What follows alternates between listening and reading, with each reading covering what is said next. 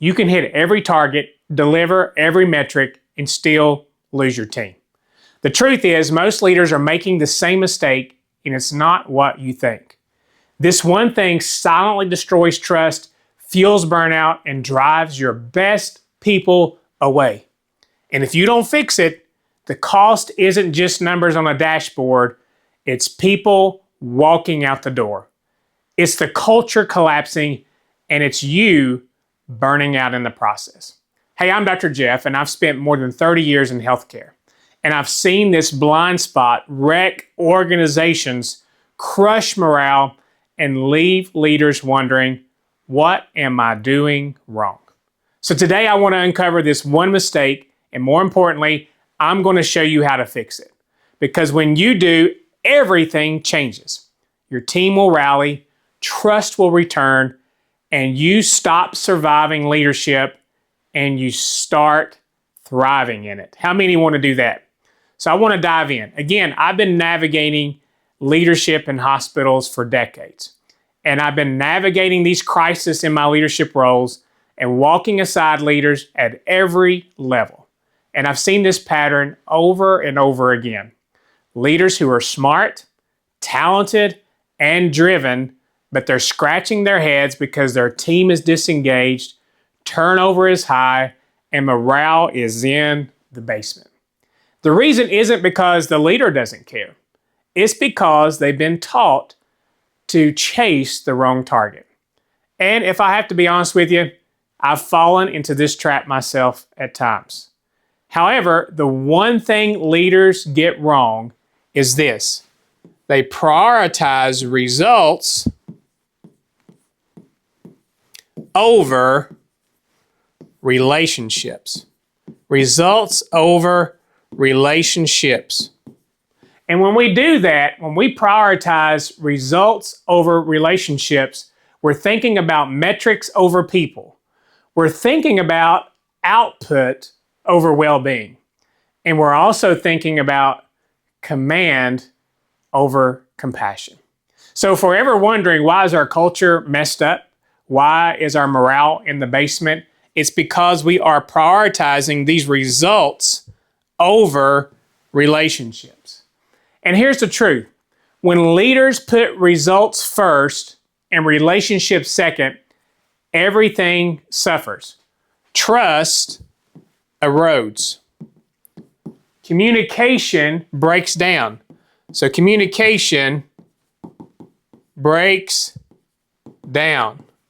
And then when we see that communication breaks down, people stop giving their best because they don't feel seen, valued, or cared for. And here's the painful reality to all that. When we prioritize results over relationships, we don't actually get better results. We get burnout and walkout of our organizations. So the question is, why do so many leaders actually fall into this trap? First, there is pressure from above. Executives and boards and shareholders, they want numbers. And I believe there's times when leaders feel like if they don't deliver, they'll be replaced. And maybe there's some truth to that. Secondly, the myth is if I show mercy, I'll look weak. You see, somewhere along the way, we bought into a lie that compassion and performance can't coexist. And thirdly, there's a misunderstanding that people should just do their job. Have you ever said that? I have. But people aren't machines. They don't just need direction, they need connection. So I want to talk to you just for a few minutes about how do we fix it? Well, if the problem is results over relationships, it's time for us to reverse that. So it must be people over performance. People over performance.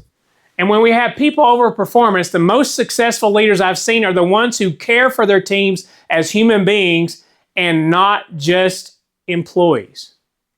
And really, when we think about not just that, we must remember we can't just respond, but we must understand or listen deeply. Leaders who listen create cultures where people feel safe to speak up. So when we lead with mercy and not control, we still get performance and results. Because mercy doesn't mean lowering standards, it means creating an environment where people can grow, they can learn, and they can bring their best without the fear of being crushed when they fall short. When we balance accountability with compassion, when we hold the line on excellence, but walk alongside our people as they are striving for excellence, we then see the results. I have been given mercy in different occasions throughout my healthcare leadership career. And then there's times where I have noticed people who are making mistakes, and instead of chastising them just for the error, not discounting accountability, but instead of just chastising them for the error, and I've actually literally dove deep into what was the root of the issue so we could talk about that and help that team member be successful in their career and in their role. And when I did that and they absorbed the information and really committed to change, then things changed dramatically for them and their performance. You see, when leaders flip the script and put relationships first, everything changes. Trust will grow, engagement rises, and retention improves.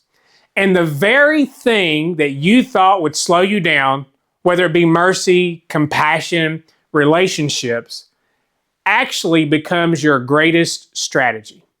So here's the line I want you to remember in this video, that mercy isn't weakness, it's strategy. And the strongest leaders don't just chase results. They build cultures worth working in. And when you get that right, results take care of themselves. I'm going to ask you to do two call of actions on this video. First of all, if you're not a subscriber to my channel or a subscriber to my social media, hit the like and subscribe button so you don't miss these weekly leadership insights. And then secondly, share this video with another leader you know who might just be struggling. Because the truth is this for all of us in leadership. We don't have to be lonely, and leadership doesn't have to be burnout. Together, we can build leaders who change cultures, change organizations, and change lives. As we serve together, Dr. Jeff.